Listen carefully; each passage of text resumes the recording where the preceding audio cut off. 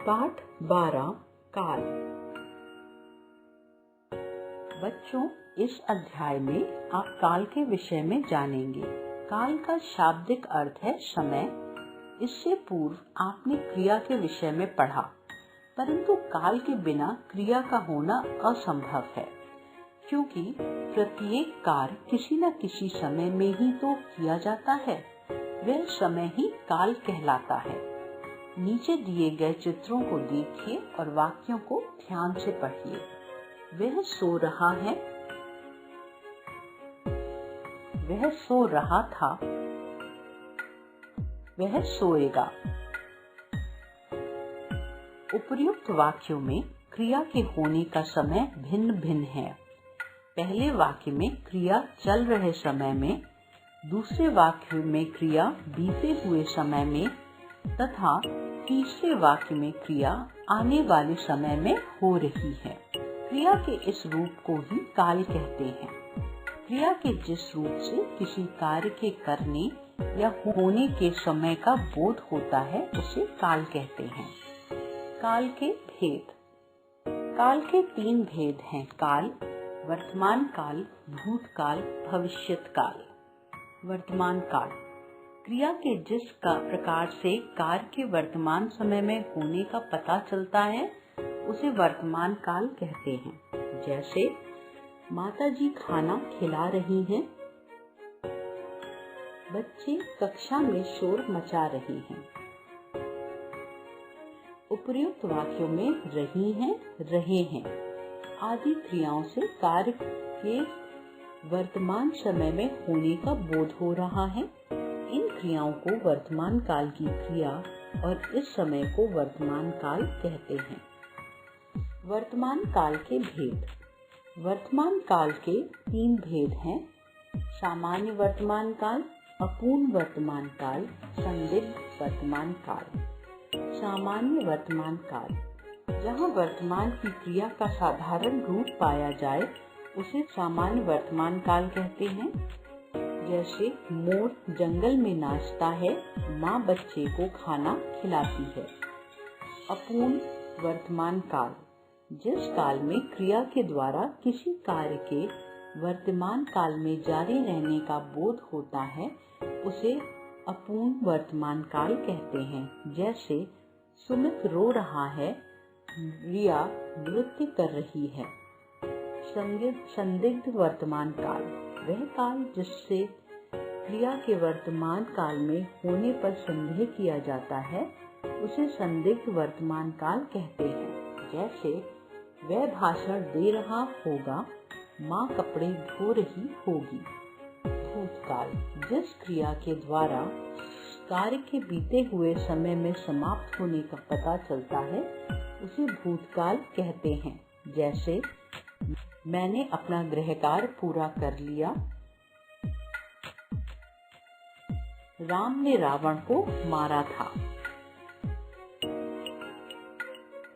उपर्युक्त वाक्यों में कर लिया, मारा था आदि क्रियाओं से कार्य के बीते हुए समय में समाप्त होने का बोध हो रहा है। इन क्रियाओं को भूतकाल की क्रिया और समय को भूतकाल कहते हैं। भूतकाल के भेद। भूतकाल के 6 भेद हैं: सामान्य भूतकाल, आसन्न भूतकाल, पूर्ण भूतकाल, अपूर्ण भूतकाल। संदिग्ध भूतकाल, हेतुमद भूतकाल। सामान्य भूतकाल, जहाँ भूतकाल की क्रिया का साधारण रूप पाया जाए उसे सामान्य भूतकाल कहते हैं। जैसे वर्षा ने कपड़े खरीदे, वह सो गया। आसन्न भूतकाल, जिस काल में क्रिया के द्वारा किसी कार्य के अभी अभी समाप्त होने का बोध होता है उसे आसन्न भूतकाल कहते हैं। जैसे वह खाना खा चुका है, डॉक्टर मरीज को देख चुका है। पूर्ण भूतकाल, जिस काल में क्रिया के द्वारा किसी कार्य के भूतकाल में प्रारंभ होकर भूतकाल में ही समाप्त हो चुका था, भाव का बोध होता है, उसे पूर्ण भूतकाल कहते हैं। जैसे मैंने पाठ पढ़ा था, बच्चे आए थे। अपूर्ण भूतकाल, जिस काल में क्रिया के द्वारा किसी कार्य के भूतकाल में जारी रहने का बोध होता है उसे अपूर्ण भूतकाल कहते हैं। जैसे वह सोने जा रहा था, हम बाजार जा रहे थे। संदिग्ध भूतकाल वह काल जिसमें क्रिया के भूतकाल में होने पर संदेह किया जाता है उसे संदिग्ध भूतकाल कहते हैं। जैसे कल बारिश हुई होगी, वह घर गई होगी। हेतुमद भूतकाल वह भूतकाल जिसमें क्रिया किसी कारण पर आधारित होती है उसे हेतुमद भूतकाल कहते हैं। यदि तुम मेहनत करते तो सफल हो जाते, वर्षा हुई होती तो फसल अच्छी होती। भविष्यत काल क्रिया के जिस रूप से कार्य के आने वाले समय में समाप्त होने का बोध हो उसे भविष्यत काल कहते हैं। जैसे मैं मेला देखने जाऊंगा, हम मैच खेलेंगे।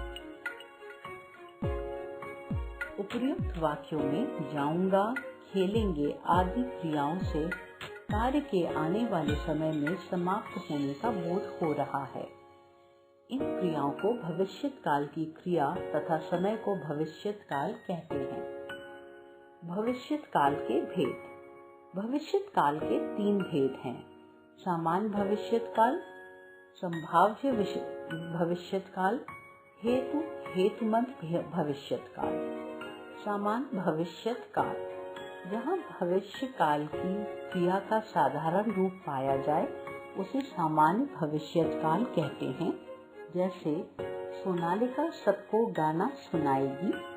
संभाव्य भविष्यत काल जहाँ क्रिया के भविष्य में होने की संभावना ज्ञात हो उसे संभाव्य भविष्यत काल कहते हैं। जैसे शायद हम शिरडी दर्शन को जाएं, शायद आज रात को समीर जी घर आ जाएं।